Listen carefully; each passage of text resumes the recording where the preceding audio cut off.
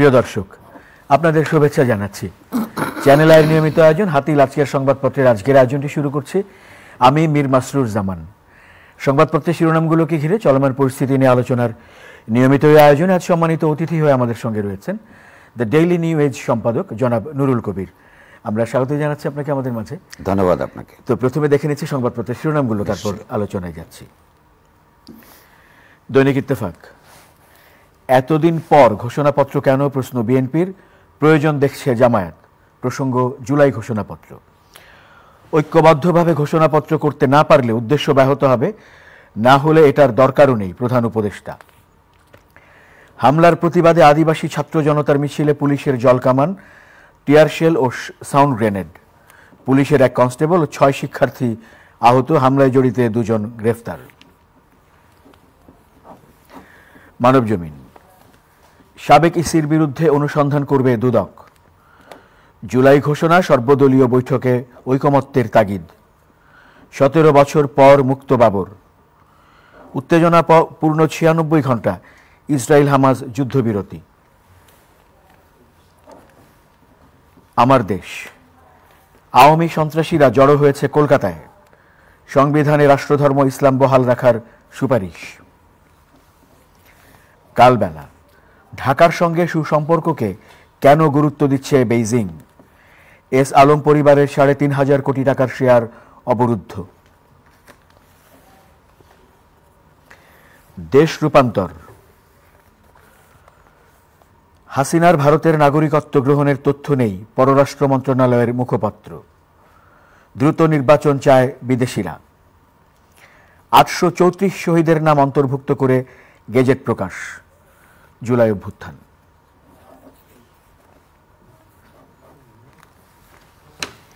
দৈনিক ইনকিলাব, জুলাই ঘোষণাপত্র নিয়ে প্রধান উপদেষ্টার সঙ্গে সর্বদলীয় বৈঠক। ঐক্যবদ্ধ থাকলে সাফল্য আসবেই। মুজিব পরিবারের নামে থাকা 13 বিশ্ববিদ্যালয়ের নাম পরিবর্তন। দৈনিক সংগ্রাম, বিশেষ সাক্ষাৎকারে আমিরে জামায়াত, বাংলাদেশ ঘুরে দাঁড়াবে। দৈনিক করতোয়া, সর্বদলীয় সভায় ডক্টর ইউনূস, একতাই আমাদের শক্তি। বিলম্ব নিয়ে সালাউদ্দিনের প্রশ্ন, ঘোষণাপত্র নিয়ে ফ্যাসিবাদ বিরোধী ঐক্যে যেন ফাটল না ধরে। The Business Standard, how sugar corporations money mess drags 5 state banks into trouble. শিরোনামগুলো দেখছিলাম দৈনিক সংবাদপত্রগুলোর। আজ আমরা প্রধান শিরোনাম দেখতে পাচ্ছি 2-3টে ঘটনার মধ্যে রয়েছে। তার মধ্যে একটি বড় শিরোনাম, হামলার প্রতিবাদে আদিবাসী ছাত্র জনতার মিছিলে পুলিশের জলকামান, টিয়ারশেল, সাউন্ড গ্রেনেড। এটি একাধিক সংবাদপত্রেই ঘুরে ফিরে শিরোনাম কিংবা দ্বিতীয় প্রধান শিরোনাম হিসেবে এসছে। আমরা জানি যে গেল দিনের আগের দিন হামলা হয়েছিল টেক্সট বুক বোর্ডের সামনে, যখন কর্মসূচি পালন করছিলেন পাহাড়ি ছাত্ররা আদিবাসী বিষয়ে গ্রাফিতি টেক্সট বই থেকে বাদ দেওয়ার প্রতিবাদে, তখন তাদের উপর হামলার ঘটনা ঘটে। তার প্রতিবাদে গেল দিন প্রতিবাদ কর্মসূচি ছিল ঢাকা বিশ্ববিদ্যালয় ক্যাম্পাসে। সেখানে আবার যে শিরোনামটি আমরা দেখতে পাচ্ছি যে পুলিশের জলকামান, টিয়ারশেল, এই ঘটনাগুলো ঘটেছে। দেখুন, এই ঘটনাটা অত্যন্ত দুঃখজনক। একদিক থেকে 5ই আগস্টে একটা স্বৈরতান্ত্রিক সরকারের পতনের পর উদ্ভূত একটা নতুন সংগঠন, যাদের ইংরেজি ভাষায় নাম দিয়েছে স্টুডেন্টস ফর সভরেন্টি। এদের আগের কি তৎপরতা ছিল, রাজনৈতিকভাবে তার পরিচয় কি খুব স্পষ্ট নয়, কিন্তু আমাদের কিছু তাদের সঙ্গে যারা জড়িত আছে তাদের সম্পর্কে কিছু ধারণা আছে, আমি সেটা আসবো পরে। আপনি লক্ষ্য করুন যে প্রায় 15 বছর ব্যাপী দীর্ঘ সময় একটা গণতান্ত্রিক আন্দোলনের পথ বেয়ে যখন বৈষম্যবিরোধী ছাত্র আন্দোলনের নেতৃত্বে একটা স্বৈরতান্ত্রিক সরকারের পতন ঘটে, এবং এইমাত্র আপনি আরেকটা খবর পেলেন যে রেজিস্টার্ড অন্তত কমপক্ষে 800-র উপরে মানুষের মৃত্যুর মধ্য দিয়ে সেই রক্তের উপরে দাঁড়িয়ে যারা সরকার গঠন করেছে, তাদের গতকাল এবং গত পরশু দিনের যে ভূমিকা, এটা আমাকে স্তম্ভিত করেছে। এ কারণে যে এই আওয়ামী লীগের স্বৈরতান্ত্রিকতার বিরুদ্ধে সংগ্রামে আমরা লক্ষ্য করেছি দেশের সমস্ত তৎকালীন বিরোধী শিবিরের রাজনৈতিক দল, নানা সাংস্কৃতিক সামাজিক সংগঠন, হিন্দু, মুসলমান, বৌদ্ধ, খ্রিস্টান নির্বিশেষে সমস্ত ধর্মভুক্ত মানুষ, নারী পুরুষ নির্বিশেষে সমস্ত লৈঙ্গিক পরিচয়ের মানুষেরা এবং বাঙালি অবাঙালি জাতিসত্তার অন্তর্ভুক্ত সমস্ত মানুষ এটার মধ্যে প্রতিনিধিত্ব ছিল, অংশগ্রহণ করেছেন। সেই ক্ষেত্রে পাহাড় অঞ্চলে বসবাসকারী আপনার যে সংখ্যালঘু জাতিসত্তাভুক্ত নানান সম্প্রদায়ের লোকেরা সহ সমতলেরও যত অবাঙালি জনগোষ্ঠী আছে তারা অংশগ্রহণ করেছেন। বাঙালি জাতীয়তাবাদের অন্তর্নিহিত যে উগ্রতা এবং জাতীয়তা বা যেটাকে বলে যে বাংলাদেশি জাতীয়তাবাদের ভিতরেও মূলত যেটা পরিণত হয়েছে একটা মুসলিম জাতীয়তাবাদে, তারা সংখ্যালঘু জাতিসত্তাভুক্ত জনগোষ্ঠীর সঙ্গে যে দীর্ঘদিনের সংগ্রাম, সেই সংগ্রামকে রাজনৈতিকভাবে না দেখে কখনো সামরিকভাবে তার সমস্যার সমাধান করা, কখনো আপনার একটা আদারিং করা যাকে বলে, তাদেরকে অপর হিসাবে ট্রিট করা, জানাবো তারা এই বাংলাদেশের মানুষ নয়, এইভাবে আমরা ট্রিট করতে দেখেছি। এবং তার কারণে সারা দেশেই বাঙালি এবং মুসলমান জনগোষ্ঠীর বাইরে যে সমস্ত জাতিসত্তা এবং সম্প্রদায় রয়েছে তাদের উপর আমরা অনেক অন্যায় অবিচার দেখেছি। সেই ক্ষেত্রে এইখানকার সমতলের বাঙালি এবং মুসলমান নির্বিশেষে যারা চিন্তাশীল নাগরিক, গণতন্ত্রপরায়ণ মানসিকতা সম্পর্ক নাগরিকরা তার বিরুদ্ধে প্রতিবাদ করেছে এবং নিপীড়িত জনগোষ্ঠীগুলির সঙ্গে সংহতি প্রকাশ করেছে। এগুলো প্রতিষ্ঠিত ঐতিহাসিক সত্য।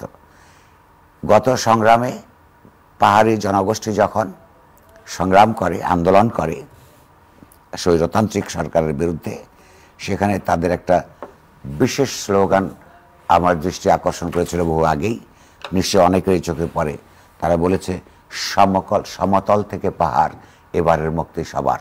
অর্থাৎ বাংলাদেশের সীমানার মধ্যে ধর্ম বর্ণ নির্বিশেষে, জাতিসত্তা নির্বিশেষে যারাই এই সংগ্রামে অংশগ্রহণ করেছেন তারা আশা করেছেন যে এইবারের গণতান্ত্রিক মুক্তি সমাজের সকল শ্রেণীর, সকল গোষ্ঠী ধর্ম নির্বিশেষে জাতিসত্তারও সমস্যার সমাধান করবে।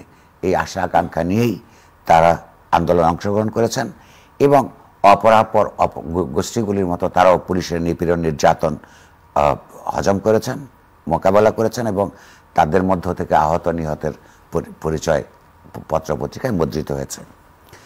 তো এই সংগ্রামের মধ্য দিয়ে প্রতিষ্ঠিত যে অন্তর্বর্তীকালীন সরকার, সেই সরকারের আমলে আমরা স্কুল কারিকুলামের মধ্যে কিছু পরিবর্তনের উদ্যোগ লক্ষ্য করেছি। সেই পরিবর্তন শেষে আমি অপরাপর বিতর্কগুলো আপাতত আজকের জন্য বাদ দিলাম। সঙ্গত কারণেই পাহাড়ি জনগোষ্ঠী তাদের অবাঙালি জনগোষ্ঠী তাদেরকে আহত করেছে। কেন আহত করেছে? তাদের যে সমস্ত পরিচয় দেওয়া হয়েছে সেগুলি খুবই অপমানজনক। যেমন তাদেরকে উপজাতি হিসেবে শনাক্ত করা হয়, তাদের জাতিগত পরিচয় আছে, গোষ্ঠীগত পরিচয় আছে। ওই অঞ্চলের লোকেরা যদি তাদেরকে জম্মু জাতি বা চাকমা জাতি বা আপনার যতগুলো জাতিসত্তা আছে তাদের নামে নিজেদেরকে আখ্যায়িত করে, আমি বুঝতে পারি না আপনার আমার তাতে কী সমস্যা। তারা যদি তাদের রাজনীতি এবং সংস্কৃতি আলাদা করে সংরক্ষণ করতে চায় এবং সেইভাবে এগিয়ে যেতে চায়, আপনার আমার কোনো সমস্যা হওয়ার কথা নয়। অন্তত একটা যারা মনে করে স্বৈরতান্ত্রিক সরকারের বিরুদ্ধে প্রতিষ্ঠিত নতুন সরকার একটা নতুন গণতান্ত্রিক সম্ভাবনার সৃষ্টি করবে, তাদের এটা করবে। উপজাতি কথাটা কেমন শোনায়? কিন্তু উপপত্নীর মতো শোনায়, কিন্তু কোনো সম্মানজনক পরিচয় নয়। কিংবা ক্ষুদ্র নৃগোষ্ঠী, কেন নৃগোষ্ঠী? নৃ মানে মানব, ক্ষুদ্র একটা মানব গোষ্ঠী। তো যদি সারা পৃথিবীর মানব গোষ্ঠীর কথা ভাবি, বাংলাদেশে আমরা যারা বাঙালি তারা বিপুল সংখ্যাগরিষ্ঠ হলেও পৃথিবীর জনসংখ্যার তুলনায় আমরাও তো একটা ক্ষুদ্র নৃগোষ্ঠী। কিন্তু আপনাকে যদি কেউ পৃথিবীর কেউ বলে যে আপনি একটা ক্ষুদ্র নৃগোষ্ঠী বাঙালি নামক সম্প্রদায়ের সদস্য, নিশ্চয়ই আপনার ভালো লাগবে না, আমারও ভালো লাগবে না। আমার প্রশ্নটা হচ্ছে তাদেরকে আপন জাতিগত সত্তার সাংবিধানিক স্বীকৃতি দেওয়া, রাজনৈতিকভাবে সেটা কবুল করে নেওয়া, সাংস্কৃতিকভাবে সেটা আত্মস্থ করবার শিক্ষা অর্জন করা বাংলাদেশের সার্বিক গণতান্ত্রিক রূপান্তর, সমাজ এবং রাষ্ট্রের গণতান্ত্রিক পরিবর্তনের জন্য গুরুত্বপূর্ণ। সঙ্গত কারণেই যারা সেই স্বাধীনতা সংগ্রাম থেকে দেশের সমস্ত সংগ্রামে কম বেশি অংশগ্রহণ করেছে, সর্বশেষ আন্দোলন ও সংগ্রাম করেছে, সেই তরুণরা যখন আপনার যারা এই কারিকুলাম ঠিক করে সেখানে প্রতিবাদ জানতে গেছে, এই প্রতিবাদ ন্যায্য।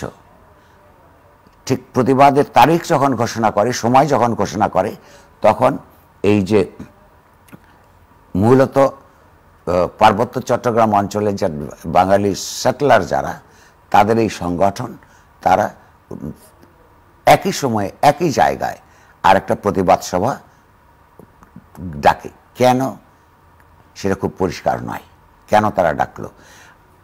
সরকার খুব পরিষ্কারভাবে জানতো আগের দিন যে দুটো পরস্পর স্বার্থবিরোধী, পরস্পরের দৃষ্টিভঙ্গি বিরোধী সংগঠন এখানে একত্রিত হচ্ছে, এবং সেখানে ন্যায়সঙ্গত পদক্ষেপ হতো যে এখানে ঢাকা মেট্রোপলিটন পুলিশের আইনের অধীনেই যারা আগে ডেকেছে তাদেরকে ওইখানে তাদের শান্তিপূর্ণ প্রতিবাদ সংগঠিত দেওয়া, এবং যারা পরে ডেকেছে বুঝতেই পারা যায় তারা একটা আক্রমণাত্মক একটা প্রতিক্রিয়া হিসেবে ওইখানে তাদের বক্তব্য বলতে গেছে, তাদেরকে ওইখানে ওই দিন ওই সময় অনুষ্ঠান করতে দেওয়া অন্যায় হয়েছে।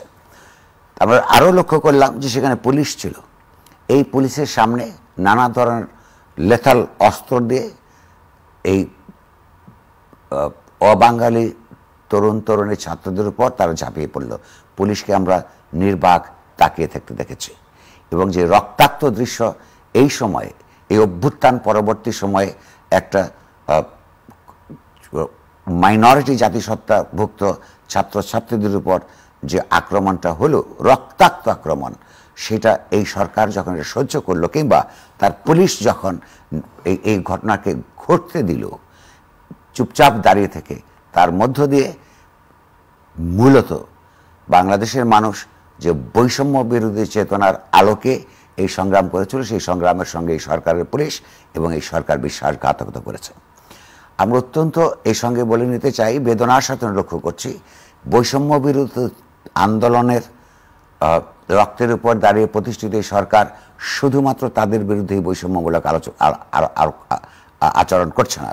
এই কয়েকদিন আগেও যদি আপনি লক্ষ্য করেন, আপনি দেখবেন যে বাংলাদেশে রেভিনিউর অর্থাৎ করের টাকার কমে যাওয়ার কারণে সরকারের ব্যয় নির্বাহের জন্য নতুন করে যে করারোপ করার যে তাড়না আমরা লক্ষ্য করেছি, এইখানে যারা বিত্তবান শ্রেণীর একটি অংশ বিপুলভাবে আওয়ামী লীগ সরকারের, এমনকি তার পূর্ববর্তী সরকারগুলিরও বৈষম্যমূলক অর্থনৈতিক ব্যবস্থার কারণে ফুলে ফেপে উঠেছে, ব্যাংক ব্যবস্থাকে ব্যবহার করে বিত্তবান হয়েছে, তাদের উপর করারোপ না করে আমরা দেখলাম 100টা প্রায় নিত্য প্রয়োজনীয় পণ্যের উপর দাম ভ্যাট বৃদ্ধি করা হলো। অর্থাৎ গরিব মানুষের উপরই তারা সরকারের ব্যয় নির্বাহের জন্য প্রয়োজনীয় যে পয়সা দরকার সেটা কর আকারে সংগ্রহ করবার ব্যবস্থা নিয়েছে। আমরা লক্ষ্য করেছি এই মুদ্রাস্ফীতির এই সময়ে আপনার যখন টিসিবি থেকে একসময় ট্রাক দেখে কিছু, যেটাকে ন্যায্য মূল্য বলে, সেটার মধ্যে দিয়ে কিছু পণ্য বিক্রি করা হতো, সেটা বন্ধ করে দেওয়া হয়েছে, এখনো পর্যন্ত তা নতুন করে খোলা হয়নি। অর্থাৎ এই সরকারের নীতি সাধারণভাবেই বৈষম্যমূলক, পুরনো বৈষম্যমূলক নীতি প্রবাহকেই তারা এগিয়ে নিয়ে যাচ্ছেন। আর রাজনৈতিকভাবে গতকালকের ঘটনায় পরিষ্কারভাবে আমরা লক্ষ্য করছি যে একটা মুসলমান কিংবা বাঙালি, এই দুই পরিচয়ে যে জাতীয়তাবাদ এখানে আধিপত্যমূলক অবস্থান জারি রেখেছে, তাদের পক্ষাবলন করেছে এখানে মাইনরিটি একটা জাতিসত্তার গ্রুপের বিরুদ্ধে। এটা পরিষ্কারভাবে এই দেশের মানুষের গণতান্ত্রিক চেতনা এবং বৈষম্য বিরোধী চেতনার বিরুদ্ধে সরকার অবস্থান গ্রহণ করেছে। আমি আর একটা মিনিট বলবো, একটু সময় দিন আমাকে। লক্ষ্য করুন, পরশু দিনের ঘটনায় পরের দিন সরকার একটা বিবৃতি দিয়েছে, যে নিন্দা জানিয়েছে। সেই নিন্দার কার্যকারিতা কি? সেই নিন্দা যদি তারা মিন করত, এই রাষ্ট্রের, তাদের নেতৃত্বাধীন রাষ্ট্র যদি এইটা সত্যিকার অর্থেই অন্তর থেকে বিশ্বাস করত, তাহলে পরের দিন অর্থাৎ গতকাল যখন এই ছাত্র সংগঠনগুলি অন্যান্যরা যখন গতকালের ঘটনার প্রতিবাদ করবার জন্য রাস্তায় নেমেছে, সেই পুলিশ আবার নতুন করে যে কথাটা আপনি বললেন, আবার তাদের বিরুদ্ধে আক্রমণে যাওয়ার কি যুক্তি থাকতে পারে? ফলে পরিষ্কারভাবে দেখা যাচ্ছে এই সরকার এক ধরনের উগ্র জাতীয়তাবাদী যে রাজনীতি এবং সংস্কৃতি চালু ছিল, তারাই ধারাবাহিকতায় মাইনরিটি কমিউনিটিগুলোর বিরুদ্ধে অবস্থান গ্রহণ করেছে। আমরা খুব পরিষ্কার করে বলতে চাই, এখানে যে শত শত মানুষের মৃত্যুর মধ্য দিয়ে যে বৈষম্যমূলক নীতির বিরুদ্ধে যে সংগ্রাম হয়েছিল, সেই সংগ্রামে ঝরা রক্তের বিরুদ্ধে সরকার অবস্থান গ্রহণ করছে। তুলে একটা দিক যেটা সংঘবদ্ধ প্রতিবাদ যে কোনো গণতন্ত্রপরায়ণ মানুষ, পত্রপত্রিকা, জনগোষ্ঠীর জন্য অপরিহার্য হয়ে পড়েছে। দ্বিতীয়ত আমি অবাক হয়ে গেছে এই সরকারের মধ্যে এই যে প্রতিদিন এমন ছোট ছোট মুহূর্তগুলো তৈরি করে জীবনের গল্প। Hatil, live and relieve.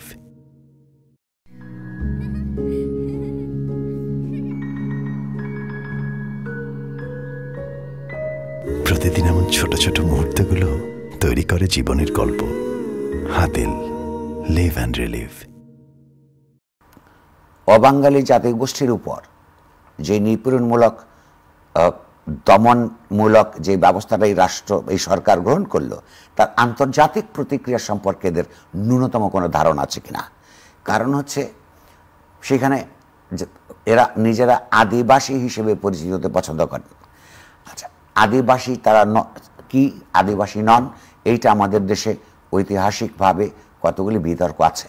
সেই বিতর্কের মধ্যে যদি আমরা নাও যাই, কিন্তু আন্তর্জাতিক যে সমস্ত আইন কানুন আছে, আমরা হয়তো না গেলেও পারবো, আন্তর্জাতিক আইন কানুন এবং আজকের বিশ্বে আপনার জাতিসংঘের কতগুলো ঘোষণা, কনভেনশন, বিধিবিধানের অধীনে এটা একটা গর্হিত অপরাধ হিসেবে চিহ্নিত হবে। সেখানে আপনি তাদেরকে আদিবাসী মানেন কিংবা মানেন না, সেইটা দিয়ে এই পরবর্তী আন্তর্জাতিক কার্যক্রম নির্ধারিত হবে না। কারণ আপনি আমি কোনো বিরাট শক্তিমান রাষ্ট্রের প্রতিনিধি নই। এই সরকারের মধ্যে 4 জন কমপক্ষে ঢাকা বিশ্ববিদ্যালয়ের আইন বিভাগের ছাত্রছাত্রী আছেন। খেয়াল করুন, 4 জনের মধ্যে আমি নাম বলতে পারি: রেজওয়ানা হাসান, আসিফ নজরুল, আদিলুর রহমান এবং মাহফুজ আলম। তারা শুনেছি আইনের ছাত্র। অনুমান করি তারা কিছু আন্তর্জাতিক আইন কানুন সম্পর্কে পড়েছেন, কেউ কেউ পড়িয়েছেনও। তাদের মাথায় এটা আসা উচিত ছিল। এবং এদের মধ্যে অন্তত 2 জন হিউম্যান রাইটস ডিফেন্ডার হিসেবে বাংলাদেশে তারা সম্মান অর্জন করেছেন।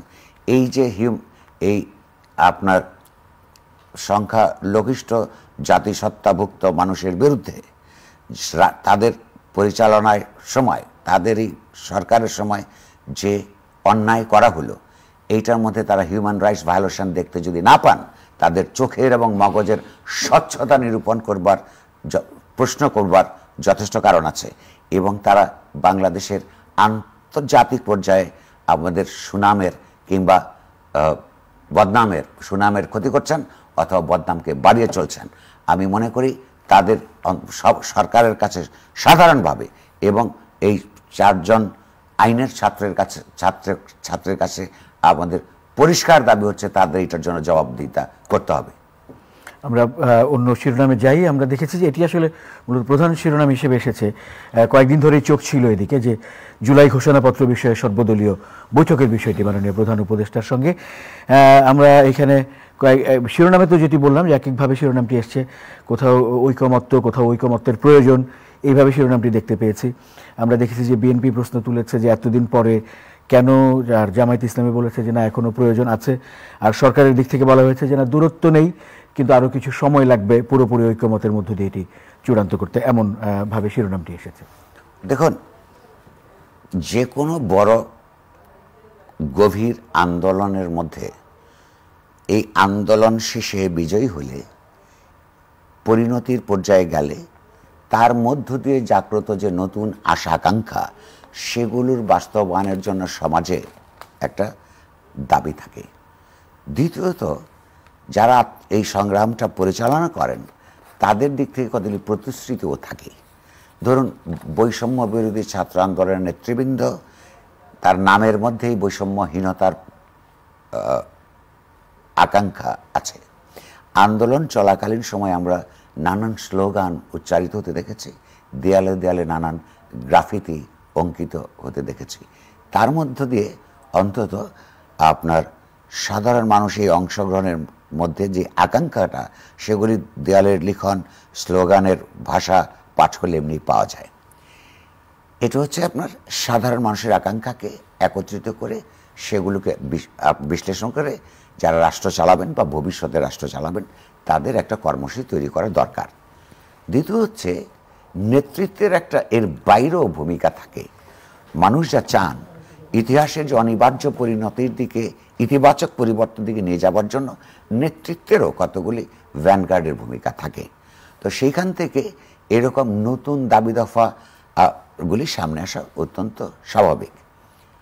প্রশ্ন হচ্ছে দুর্ভাগ্যজনকভাবে এখন যারা বৈষম্য বিরোধী ছাত্র সংগঠনের নেতৃবৃন্দ যারা নতুন নতুন কথা বলছেন, এগুলো আগে আমরা তাদের মুখ থেকে শুনি নাই।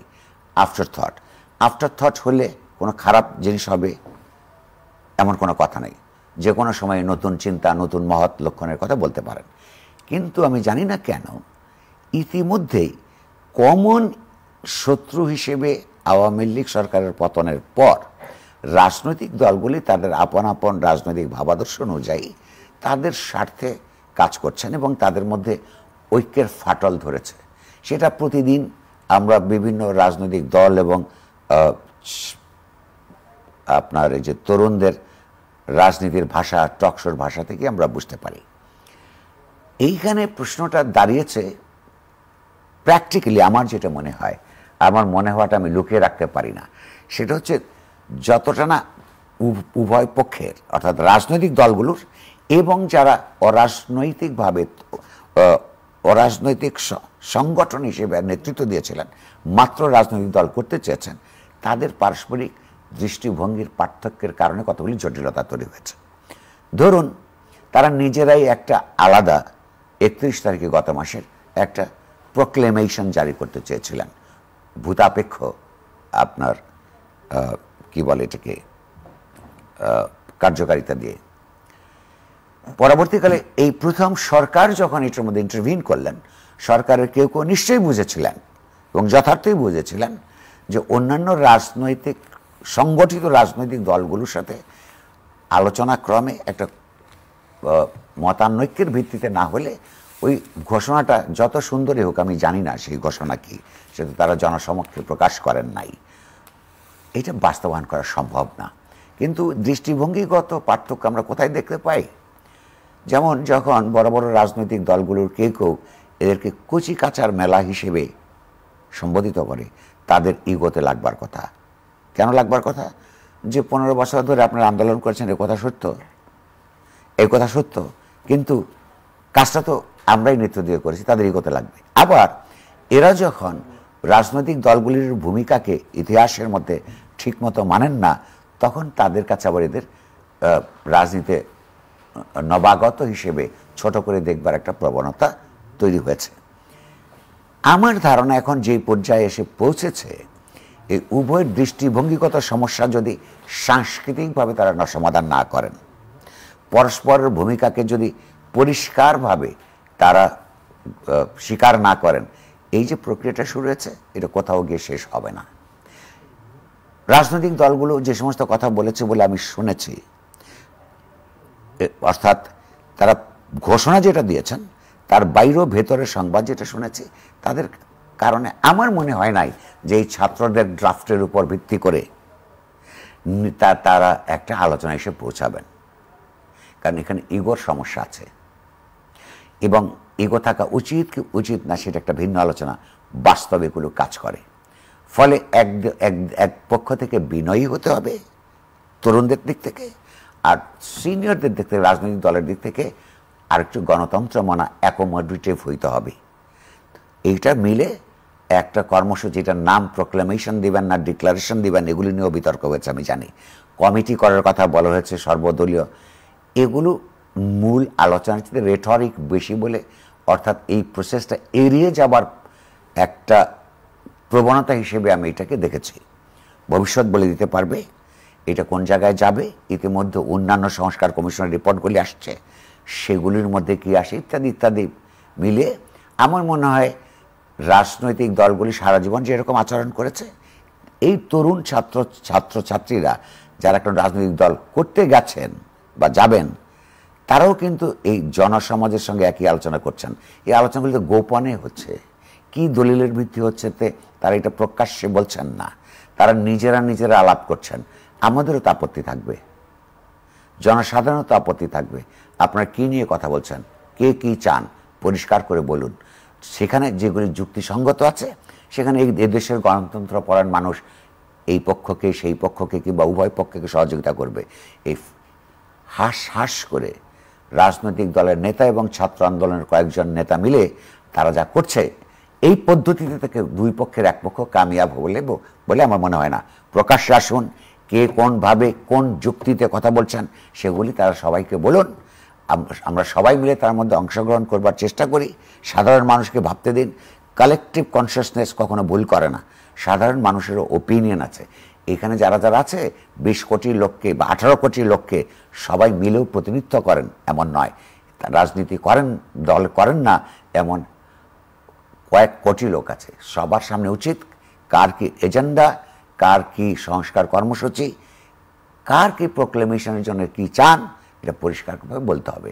শেষ কথা হচ্ছে, আমরা জানি যে 72 সালে সংবিধানের মধ্য দিয়ে যে রাষ্ট্র প্রতিষ্ঠা হয়েছিল, সেই রাষ্ট্র নানানভাবে বাংলাদেশের স্বাধীনতা যুদ্ধের যে মৌল রাজনৈতিক চেতনা, অর্থনৈতিক সাংস্কৃতিক চেতনা, সেটা বাস্তবায়ন করতে ব্যর্থ হয়েছে।